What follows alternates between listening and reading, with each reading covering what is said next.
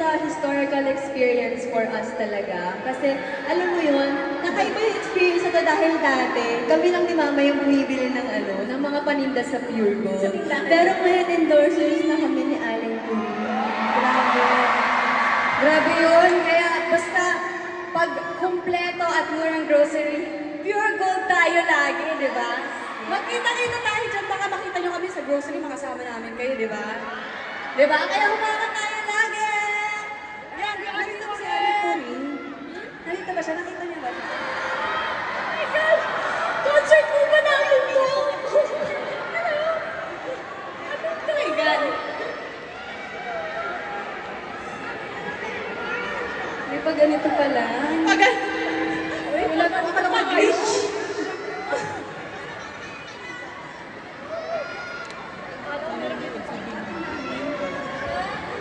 Uy, grabe.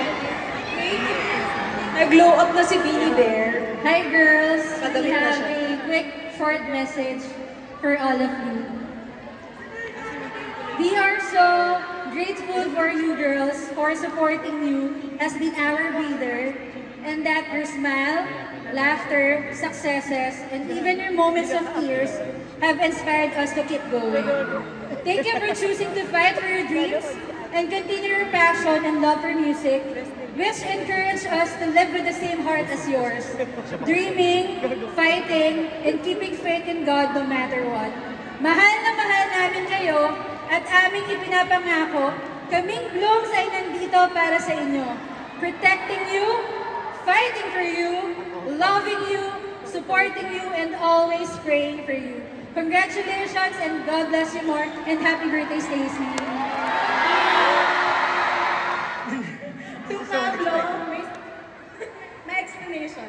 To Pablo, we award the Hari Nandaan Award for his amazing EDSA track and for burning rubber on the streets with his trusty motorcycle. Not only that, but as the CEO of 1Z and the main composer of SB19, you have also become a key player in paving the way for P-pop as a music genre, not only in the Philippines, but worldwide. Pinuno! Pinuno! Siyempre gusto ko pasalamat ng SB19. Siyempre mga brothers ko, hindi naman to matutupad kung wala sila. Siyempre 18, lahat ng mga sumusuporta sa kanilang mga iniidolo. Mabuhay kayong lahat. Wala kami dito ngayon sa entablado kundi dahil sa inyo. Sa mga magulang namin, siyempre sa mga nagpalaki sa amin. And siyempre sa staff namin, supporters and everyone na talagang sila yung nagpapatakbo ng makina namin. Wala kami dito ngayon kung hindi dahil sa kanilang lahat. Sila yung tunay na arit. Pero Pure Gold, maraming salamat dito.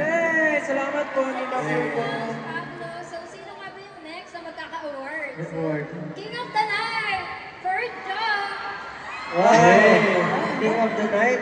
King of the Night. King of the Night? Ikaw kumanta nung nasa atin ang pangalan. Wow, maraming salamat po, King of the Night. Siguro kasi natawag akong ganito. Nasa Wild Tonight, gano'n. Hindi ako natutulog.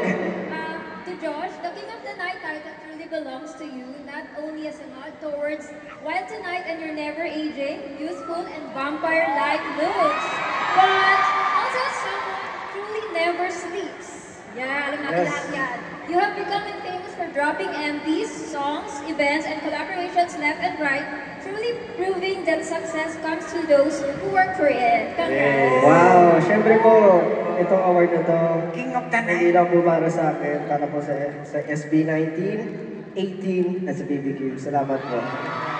To Stel, we award the Bennett King Award for your viral All By Myself rendition during David Foster's concert right here on the stage. But not only that, this award also represents how we truly believe that, like your voice, you can soar to truly great heights, not only as a member of SB19, but as your own self. Sampo. Thank you so much. Thank you so much po. Thank you so much. Maraming salamat, 18, for giving us this award. Well, actually, with all the blessings na dumadating, it's not us, but it's God na talagang nagbibigay sa amin ng strength and lakas ng loob. Kaya naman, this award is really not for me, but to all the people who really supports me. Thank you so much. To Ken, we award the title Superior King not only as a nod towards your own company, Superior Son, and your superior fashion sense, and also as an acknowledgement of your truly superior talent, vocalist, dancer, rapper, guitarist, composer, writer, artist, you can really do it all ever. First of all, masaya ako sa mga tao na bumibili ng merch ko, which is yung Superior Son. Maraming salamat kasi na-enjoy nyo yung mga jacket, tsaka mga hoodie, tsaka t-shirt na ginagawa ko para sa inyo. Pagpasensyahan nyo na kung last release ko medyo tumaas yung presyo. Sulit naman yun, so... Ayun, maganda naman yung cut. Drip is important, so ayun. Maraming salamat sa lahat. And last but not the least, of course, for individual awards, we award King Corn to Justin. King Corn! King Corn! Parang linggoy.